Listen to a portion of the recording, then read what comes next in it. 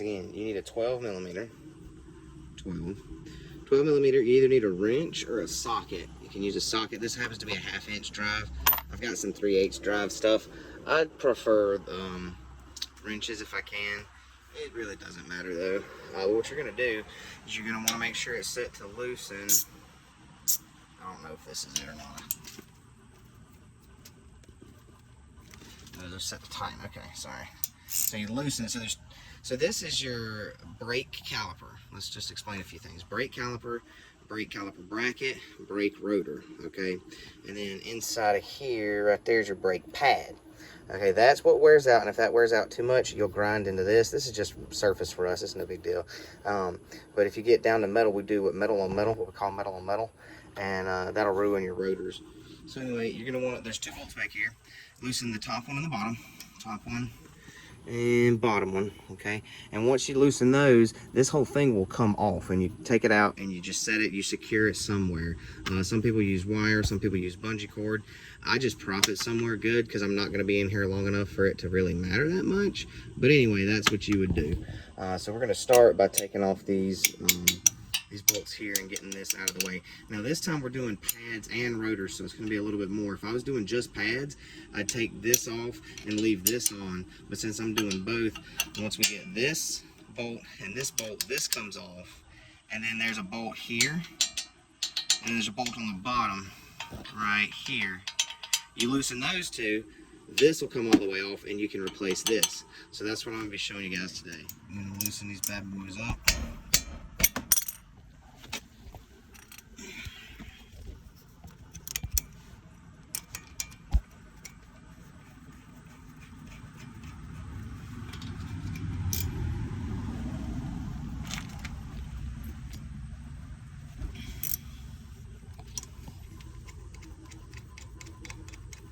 Now what I like to do after I loosen it, before I take it all the way out, is I like to just try and push something in here. Just get this moving a little bit, because what that'll do is that'll get the brake pad moving enough. There we go. See, I got a little, I don't know if y'all can tell, but I got some movement now. So when I take this out, it'll actually move out of my way. Just want 2 bolts. Make you a pile. Set these somewhere to the side where you won't lose them. Nothing fancy. 2 bolts.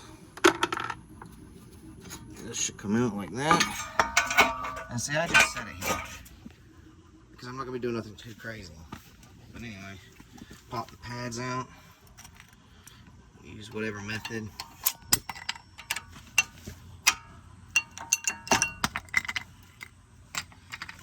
I get these clips too. If your new ones come with clips, replace the clips. If you don't replace the clips, at least clean them and then re-lubricate them with the brake grease. That'll keep them nice and quiet. So I'm going to save them for now because I don't remember if the pads I have came with new ones. I think they did, but save it just in case.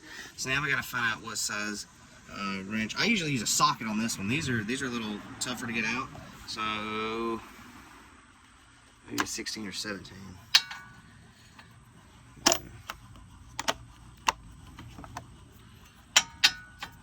There it is. So I'm going to get my impact gun on this if I can. I don't know if I'll be able to. I might have to turn the wheel, which... Anyway, so you find out what size it is, and you just loosen the top and bottom bolts here, and this entire bracket comes off. Okay, so we got these loose now. These are a 17. Your car might be different. Each car is going to use a different size. This is a Honda. Honda, across most platforms on Honda, uses the same size, but it could be anything. So you just need a few different sizes on hand.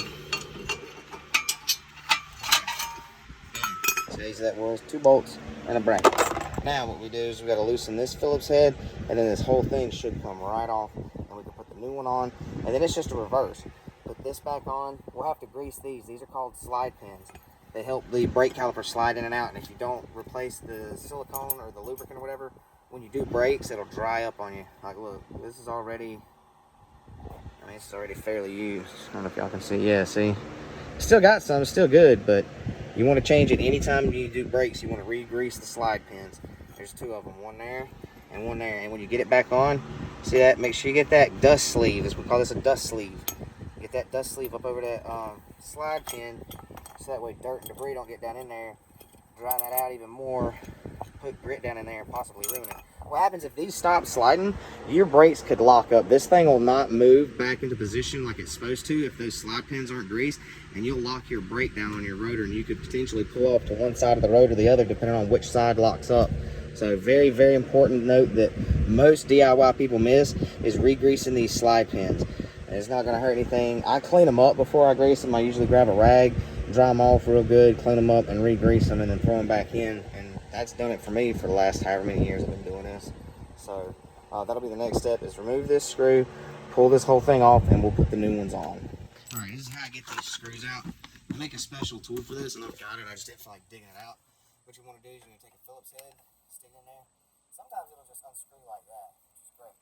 If it won't unscrew because it's just in there nice and tight, you need to hammer it and hit the back of it while you're spinning the left.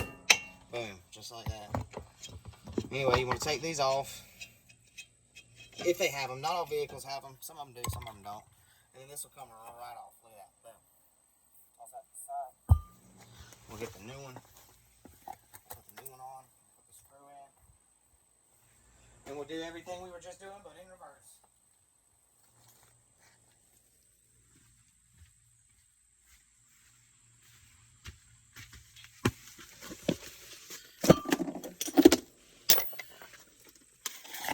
Now sometimes I clean these rotors off, sometimes I don't. I don't feel like doing it today. If it gets noisy on me later, I'll go back and do it. You should hit these with some brake cleaner, or at least a rag before you put them on. I'm not too worried about these. Then, slide them back on. Make sure your screw lines up. Now see, these are for the screw to hold it. And if you take these out and it still won't come off of the hub, these holes, you can put a screw the size that fits these, and it'll actually push that whole thing off. So if you ever have any trouble pushing it out, you should be able to use that trick to push any rotor out that won't come out. Most of the time they just like that though, they come right off, it's no big deal. Tighten it nice and tight. That's it for the rotor. You want to get your pads. I actually want to do the bracket, the caliper bracket. So we're going to get our 17 millimeters back. This goes behind it.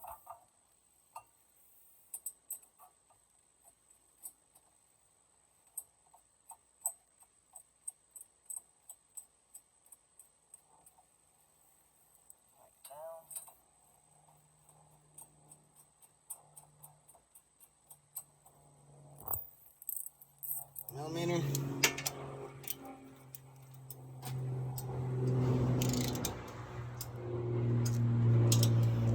Make sure there's a torque spec on it.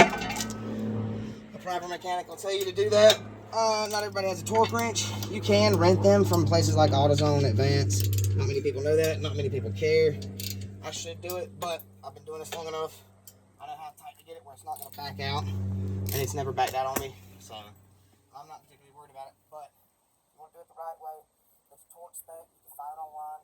You can go up to your local auto store and you can rent the tool to do that. Now we're going to put the brackets, the metal clips back on. We'll load the pads, and then we're going to depress the brake piston. I've got this fancy little tool. There's many different ways of doing it. Concept remains the same. You just want to push this piston in. I don't know if you can see that, but this piston right here, it's got to get pushed in that way back towards where it came from. This little tool is helpful in making that happen. I've been doing this so long, I found it worth it. It was like 60 bucks, but it can do what we call single or double pistons. So like if you have a big dually or a bigger vehicle with two pistons in there instead of just this one, this tool will take care of both of those, and you don't have to like go back and forth between each piston. That's the old school way of doing it, is pushing each piston back in when you got more than one. This one, you can just push them both back in at the same time. It's even pressure, and it's faster. Yeah, because time is money. And I'm not spending time fighting. I'm not spending time fighting that. I'm spending time fixing stuff and making money. Anyway, there's that. Now let's get our brake pads, which are right behind me. These are the gold, so they should have everything in it. Yeah, see, they got new clips. I didn't have to worry about these. Last gold. You have two pads with these squealers. One goes on one side, one goes on the other. See, the other pad doesn't have one, so you don't want to put both squealers on one side in case you have a problem with one side and not the other. So you put one, match them up in pairs, one with one and one without. One on one side, same on the other. Alright.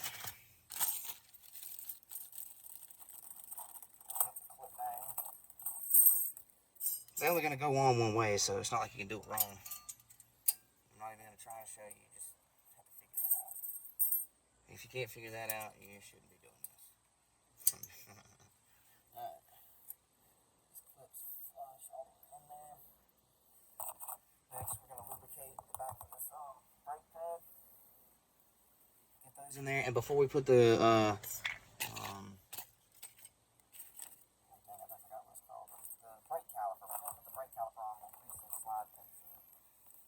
want a high temp brake grease. I don't care about brand. They'll all sell you something different at the store. Just make sure it's high temp. That's really all you're looking for. Just want to spread it around. So just spread it around. Let's get the lubricant all over the back of the metal pad. Because what you're doing is you're creating a surface between metal on metal. Because any metal on metal is going to produce a squeal. Normally that's what happens. They don't lubricate everything. You get a little metal on metal vibration as you're driving and braking. And it squeals. So I would say you probably can't go overkill on this, but somebody will probably find a way. But just a liberal amount, just a good coverage. Make sure every inch is covered. One will go in one way on one side, one will go in on the other side. I typically put the squealers on the back because they just typically don't fight me trying to get in this stupid bracket along with the caliper itself. So I always put squealers on the back just to prevent any hassle. This is what I'm trying to do now, get this brake pad in flush.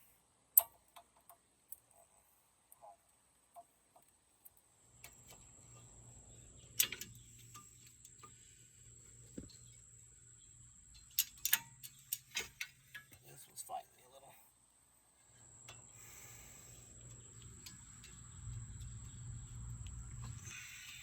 There we go. It's a tight fit, that's good though. Nice and tight. Alright. Next pad. Now it might be hard for you conservatives out there, but be liberal with this here lubricant. Go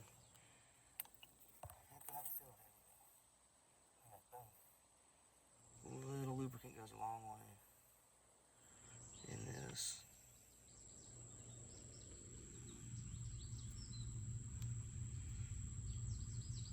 Alright, you get it all nice and covered. Pop this in. Move to the slide pins. And we'll get this side done. And literally the other side is just the same thing as just a mirror. It's just the exact opposite because it's on the other side. Alright, slide pins.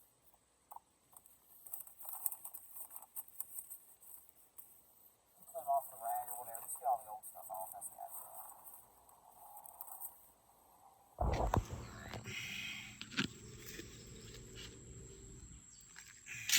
Then spread it around. Don't be afraid. Get it all over the place. This high temp grease should last you to your next brake change, which is why you should always stay on top of it.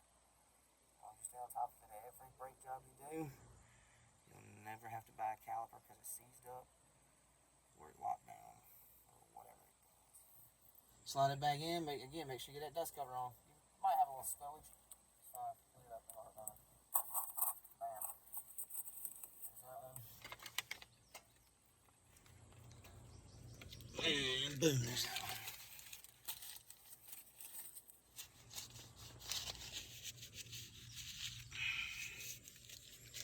Clean it up real good.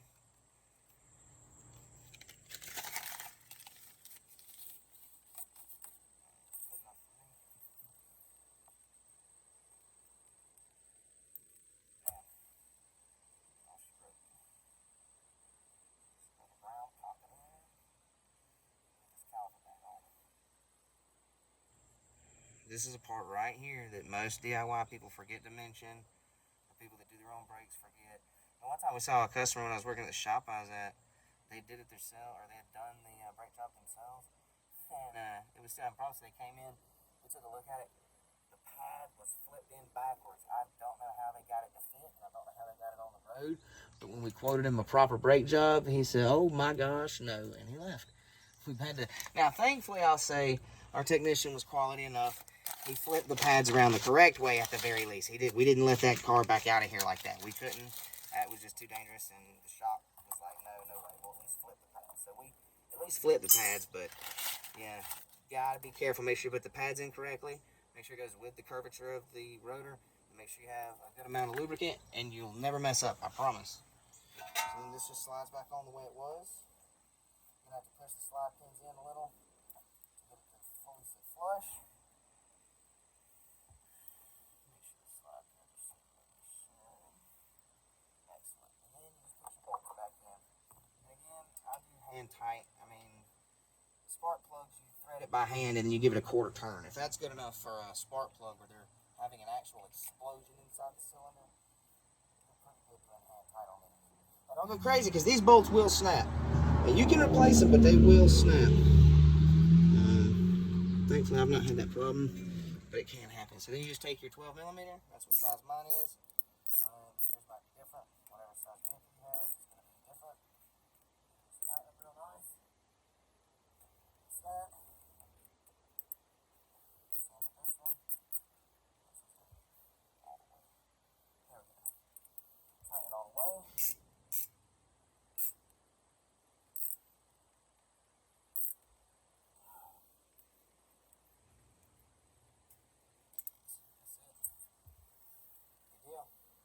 That's done. Then you're going to do the same side on the other side, and that's it. Your brake job is complete.